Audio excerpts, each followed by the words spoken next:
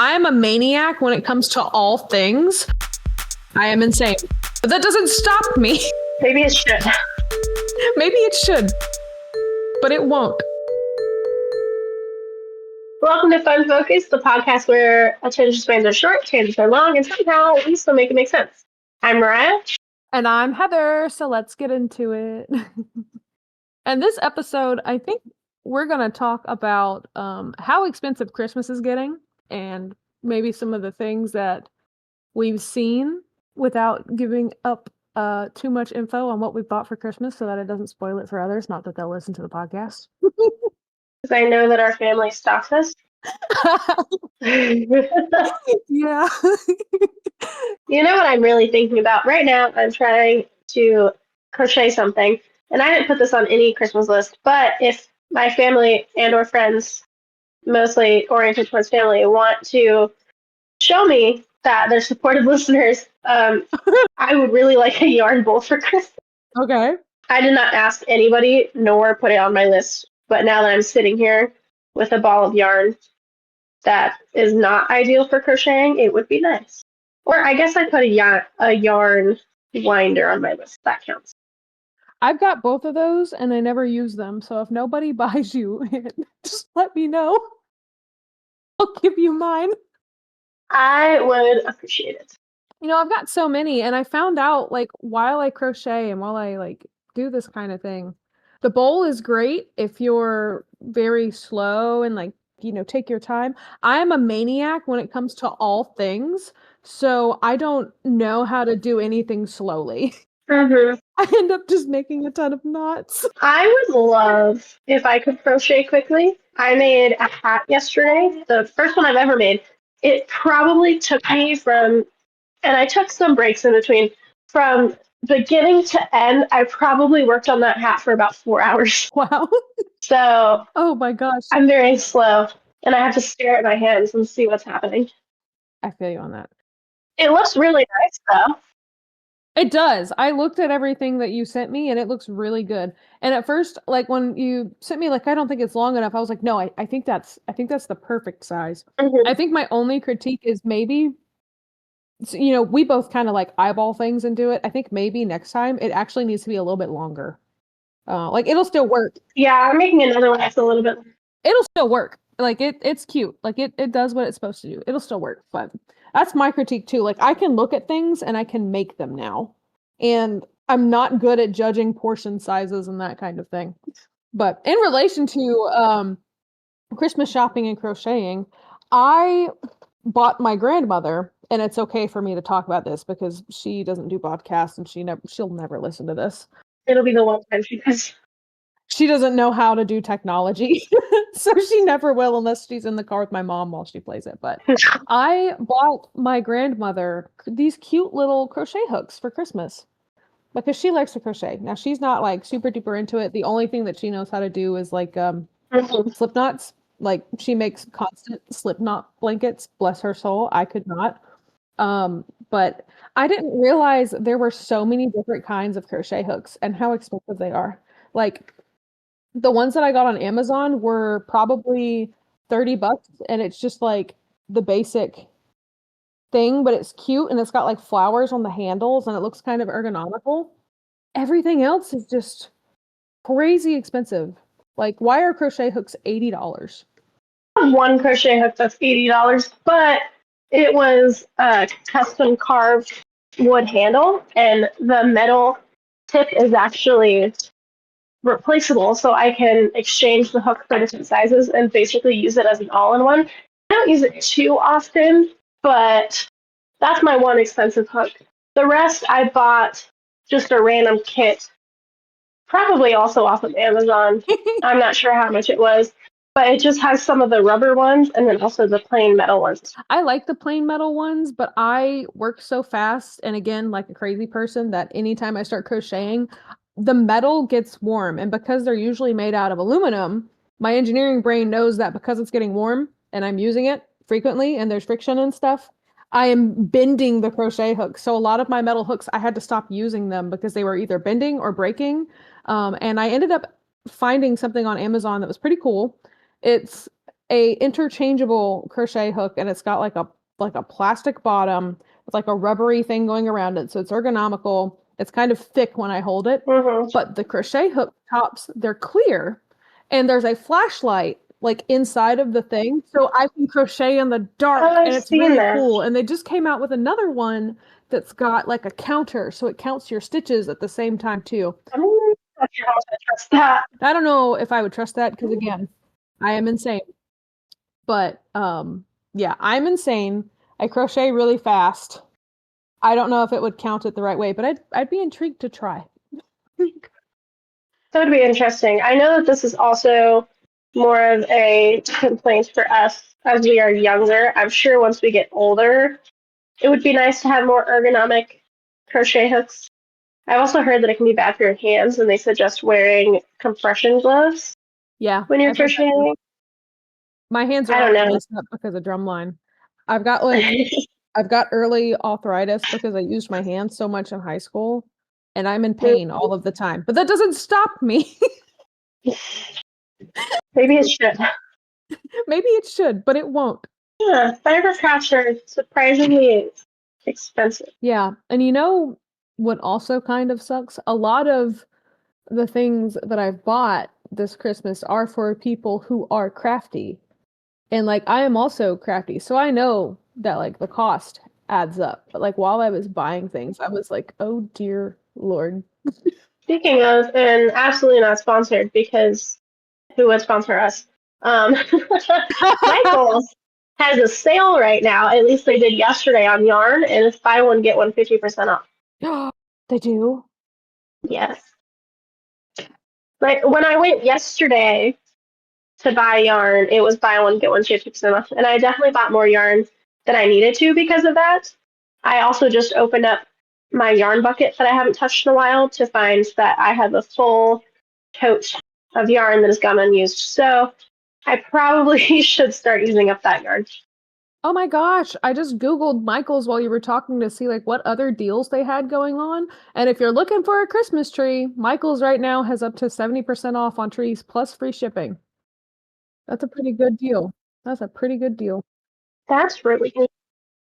Christmas ones are definitely expensive. I know a 7-foot pre-lit pencil tree right now is $55. That's crazy. And then like this other one says 7.5 pre-lit feel real Nordic spruce medium tree. It's $351 and it's normally $1,200. That's pretty good.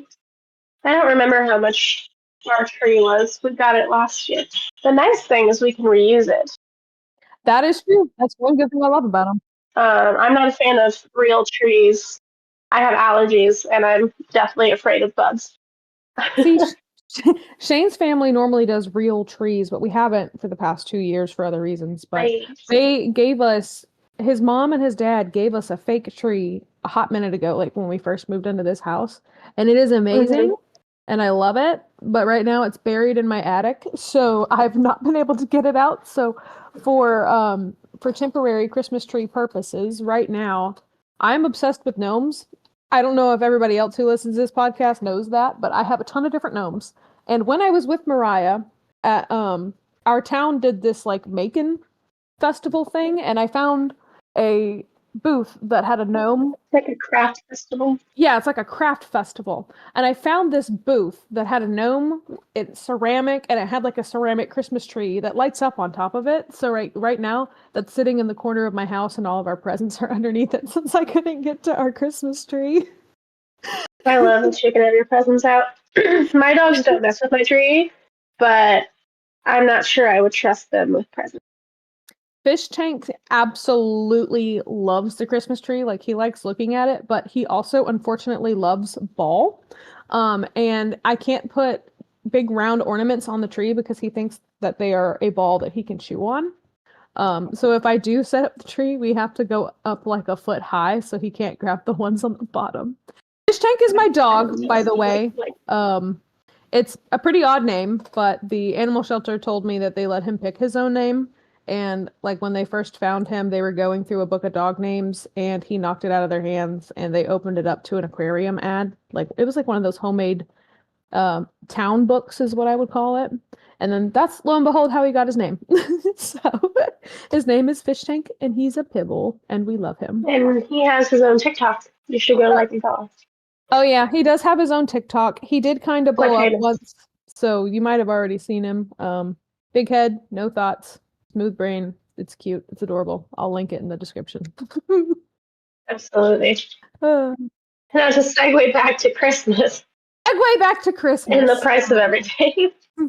And the prices of everything. Yeah. So Christmas trees are expensive. I don't understand why a Christmas tree is $1,200. We'll leave it at that. But you can support your local Christmas tree farm if you have one. Like we have this place that we normally would go to, and their trees are not that bad. I would say less than $100 if you're getting something that's less than 6 foot, if you can do that.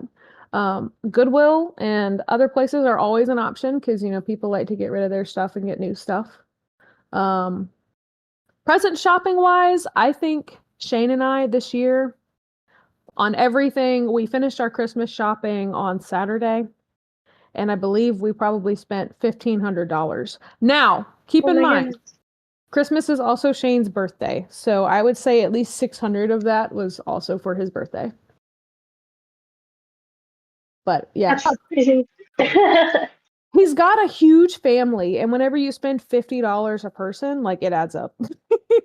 And I can't I can't not buy people presents because they do like this Christmas thing where they're all together. And if I get some kids presents and not other kids presents, like personally to me, that feels bad. I don't want to upset a kid. I'd rather get everyone favoritism. Yeah, I don't want to do that. I love all of them so much, so like they're all getting a gift from us. Maybe 2, maybe 3, because I can't control myself when it comes to Christmas. So no, me and Dylan haven't bought anything for anybody. We bought presents for each other, but I'm not sure where we're going to be for Christmas as of right now. So we've just focused on each other. That's what you should do. We go kind of all out, and I just put everything on my credit card because YOLO. But I did get each of my friends like one small gift.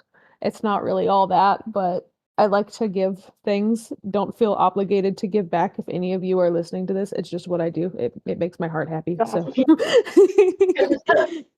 now, the new thing that I've seen a lot of is the anti-consumerism movement. I would say, I don't know if it's a movement, but the new trend has been against consumers, and especially with Christmas and Halloween and how much consumerism has taken over the holiday.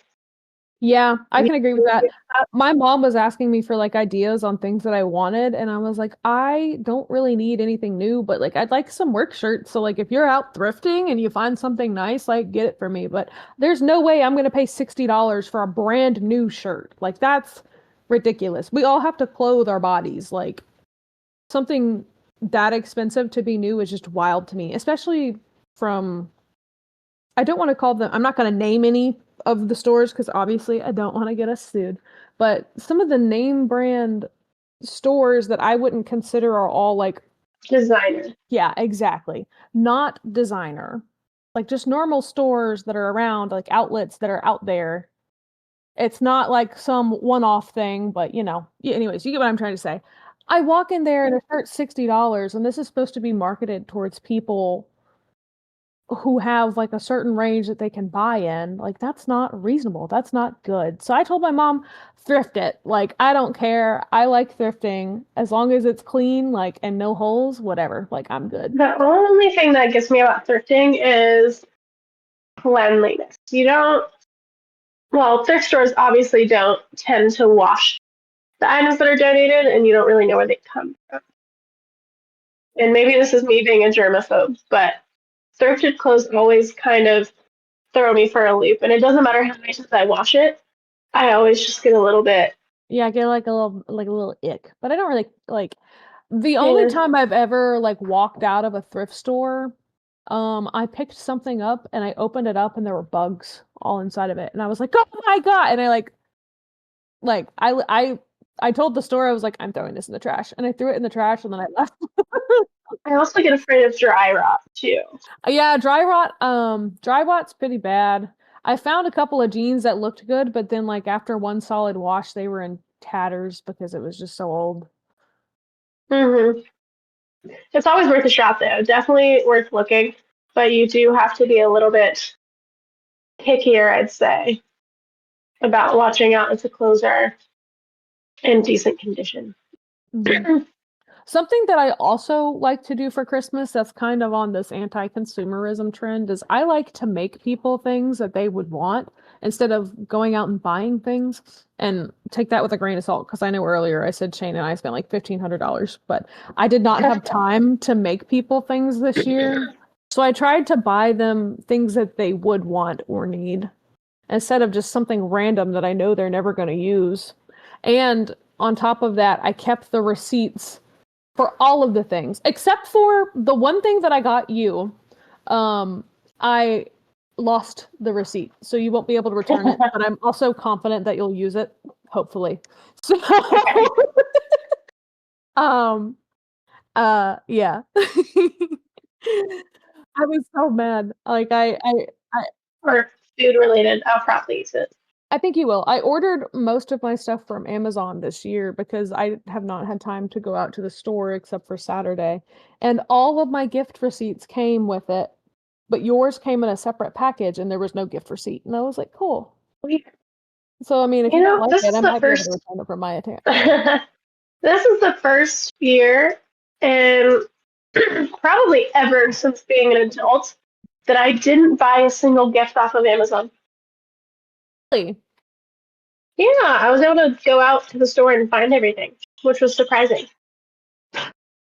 I tried to do that. Like whenever we went shopping together in Charleston, but a lot of the things that I needed, like I could not find.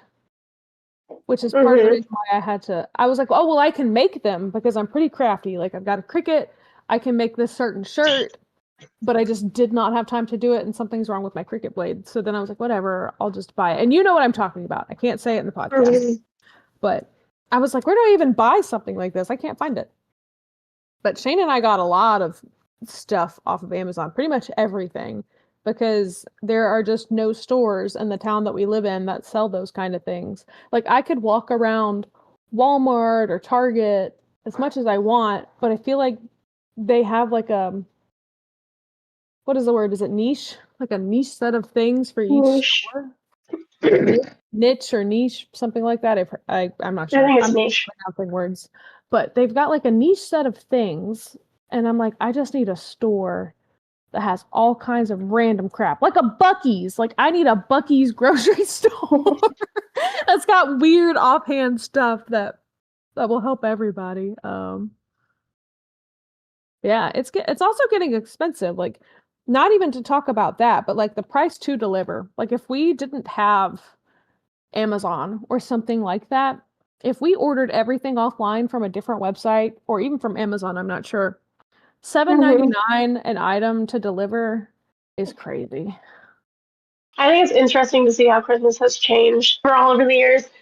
I remember at one point making a list of 100 things I wanted for Christmas. And last year, everyone talking about how influencers and everyone else were showing, and they're still doing it this year, but influencers were showing their Christmas lists of $100 items. And I know, I want to say earlier this year, there was the drunk elephant trend Mhm.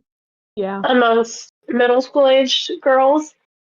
And everyone had something to say about how our expectations have gotten very expensive for things that weren't always very expensive. Yeah.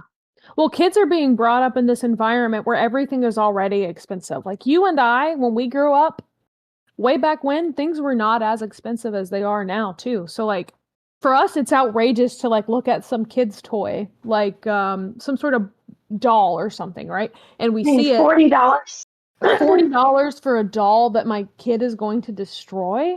Like that's absolutely crazy. Hmm. But like when you're a kid and you're growing up in that environment and you're walking around and you're seeing all the price tags, like they are growing up and they are being built into an environment where everything is going to be expensive and they're not going to see what's wrong with it until in 20 years time that price doubles again.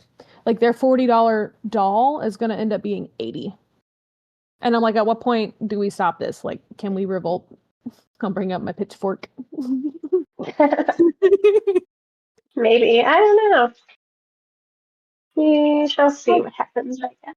So like I like just looking at this from like a psychological standpoint, I don't know if it's that the kids are like, oh, $100 is nothing because they don't understand the value of money, or if it's because they've been born into an environment where everything is already expensive.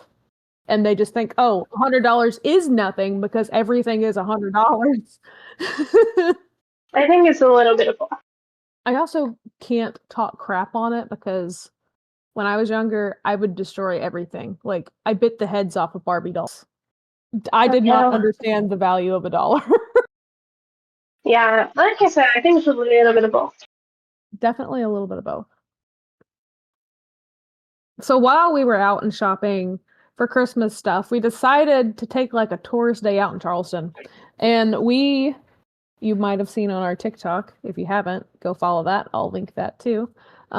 We tried our best to be influencers and go try different things in Charleston. And I can't remember what the name of those things were. What were those things that we tried? The fruit thingy? We fruit thingy. Oh no, that's what yeah. We tried to find the fruit bakery thingies and we couldn't find them anywhere. So viral fruit pastries. Yeah, those. Yeah. We went to a donut shop called Baked. So they have square donuts. We went to Swank, which is a bakery in the Charleston area that's really good. I like that one. I don't think we went anywhere else. We went to this cool little game shop that was not what I thought it was. I thought it would have like video games and stuff, but it was actually like built into like an old apartment complex, and it was more of board games and books and stuff. And we wanted to go in there for book purposes to find a book for our Christmas advent calendar. But it was with a book, so we individually wrapped all the pages. But while we were trying to find the book, we went in a bunch of different stores and we found this place in Charleston that was like built into an old apartment complex that looked like a bookstore, but ended up being like a game store. I thought that was cool. It didn't have exactly what I thought it was going to have, but that was an interesting place to find. I still, though, sitting in my car and trying to record videos for TikTok was so funny. Like, I've never been so embarrassed in my life, and I think I was like, how do influencers do this in the wild? You have to be a very confident person to be an influencer, especially a funny influencer. Especially a funny influencer. Like, and all of the work it takes to edit videos and stuff too. Like, we went in a couple of were they antique stores? I took videos. A mix of antique and thrift stores. I did find my favorite thing at one of the thrift stores was a Thanksgiving gnome that has turkey, but it's amazing. But I don't remember if I bought anything. Yeah, I have no self-control when it comes to thrift stores and antique stores. So like, if you leave me in there, I'm going wild, unfortunately, and I'm hurting my wallet. But I think all in all, our tourist day out in Charleston, I probably spent $200 just in thrift and antique stores and like us sharing food and whatnot. I still can't think, like, I cannot stop thinking about that blue macaroon from Swanked. That was really so good. And it was so pretty too. Shout out to Swanked. They were the bomb. They were the best food that we tried that day. They're a very good locally owned business. They are. I like them. I like them too. You really don't remember any of the things that you bought from the antique store? I think I bought a mystery bag that had a crystal in it. Oh yeah. We both bought mystery bags. And I think that's the only thing that I bought. My mystery bag had a small little circular fossil in it, and Shane is obsessed. I brought it home and I was like, this is for you. But there was one thing that we ended up not doing because of how expensive it was. But Shane told me, if you guys would have done that, I would have listened to the podcast. And that was going to the fortune teller, the psychic reading person. Oh. He was so excited, like, when I brought it up, and I was like, no, we didn't do it because it was like They're expensive. It's probably $200 for a single reading. Yeah. I did look up some in the town that I'm in, because we are not in the same town. I can't remember if we've mentioned that before. And it seems to be significantly cheaper here. If you want to do that at some point, let us know if we should go to a psychic reader and record the whole thing. I feel like it would be fun. Be entertaining. It would be entertaining. I don't know if it'd be good or bad for me. It would probably be so bad for my mental health, but so good for my ego. Like, I'm not gonna lie. Like, my ego would skyrocket. I don't know. I'm a little bit of a skeptic. You're a skeptic? Yeah. I unfortunately believe everything that I see, including things on the internet and things that are told to me. I'm very gullible. I still think I would be pretty susceptible to a cult, but I'm a hard believer. Huh? I said, what kind of cult? Well, the basic foundation of a cult is typically a religion, so True. or a belief system, I suppose, but religion. I feel like I would fall victim to the flying spaghetti monster religion. What was that? Oh my goodness. Rastafarian? That's a funny one. I'm not sure that that one's actually an active religion. I think they just did it to be able to wear the colanders in their pictures. Is it? I think it has to be an actual religion or established as an actual religion for the DMV to let you wear the religious attire in your photo. It's called Pastafarianism. We're gonna have to do more research on that. That's I'm like looking at it while we interesting. speak. One of the first articles that pops up is it a true religion or a bunch of satirical noodles? I feel like it's satirical noodles.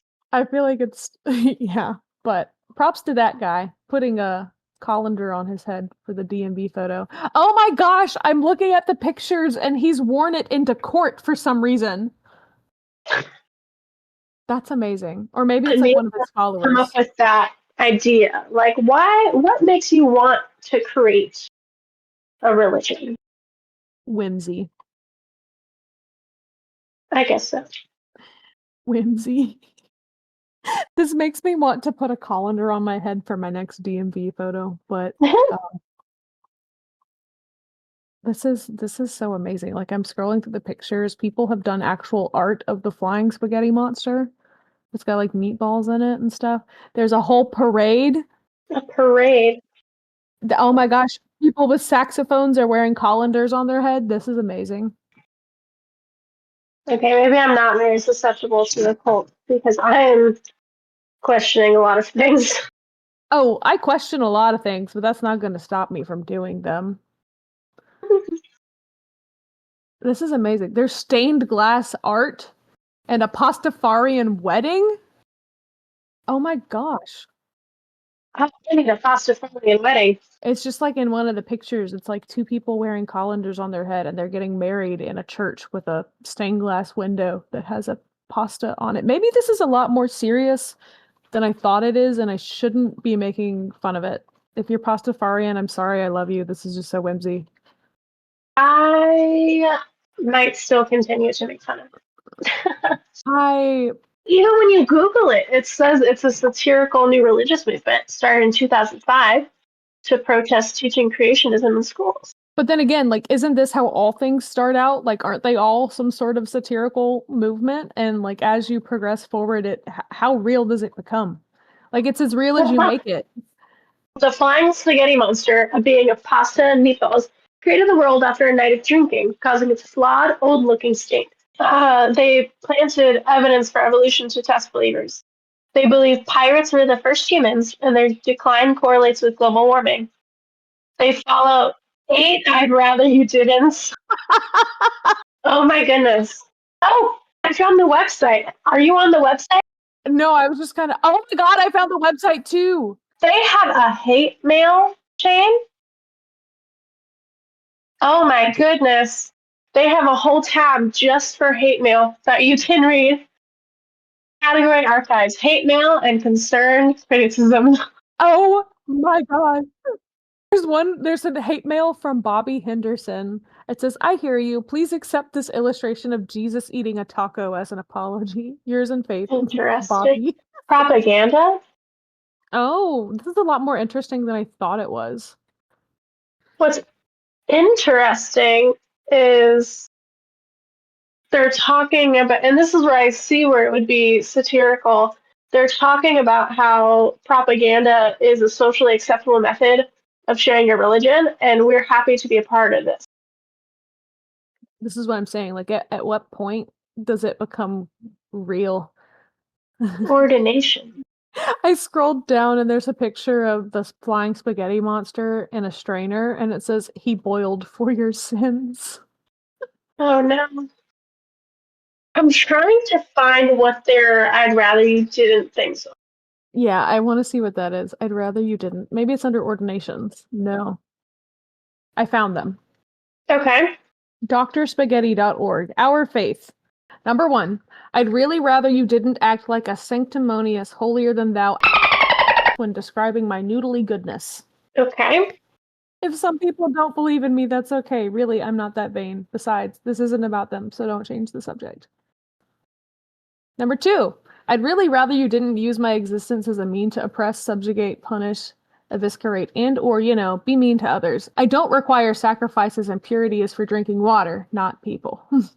Okay. I think it's interesting. You look at it, and it's all very official. Even if you look at the website, the Q&A, people are asking if it's real, and they're saying yes, it is, and comparing it to Christianity and how there's some Christians that don't believe in the Bible and those parallels. But then there's other parallels that make it seem like a complete parody when you look it up. For example, the prayers ending in ramen as a blend of almond and ramen. Um, there's also no strict dogma, which encourages individual interpretation, which is great. But some of the standard practices seem to almost be copy paste. Although I guess there's a couple religions like that are very intertwined if you look at their beliefs and history. I do think that a lot of religions have like the same ideologies, which is like be a good person, Big three. don't hate people, and like don't do bad things. Like those are the main things. And I won't read the rest of the 8 things probably because I shouldn't and they're not very appropriate, but I will say my favorite one on this, it says number 5. It says, I'd really rather you didn't challenge the bigoted, misogynistic, hateful ideas of others on an empty stomach. Eat, then go after them. I feel as though maybe we should start to plan and do more research for our podcast instead of doing it when we're guessing. Because I'm not sure of the validity of any of these statements, and we have no official opinion on this church and their beliefs. I'll have to cut this whole thing out probably. I don't want the church of the flying spaghetti monster to come after us. I'm honestly fine if it comes after me. I don't know about you. If this is what makes us blow up, then this is what makes us blow up. Beer, volcano, and afterlife. The afterlife includes a beer volcano and a stripper factory. That's freaking hilarious. Oh my goodness. Spaghettification day. Members swirl spaghetti towards the sky. What am I looking at? I don't. Oh my goodness. If your brain enjoyed the chaos, hit follow, leave a review, or just tell your equally distracted friends. See you next time, or whenever we remember to record again. You can't tell me this is real. This is real. Bye!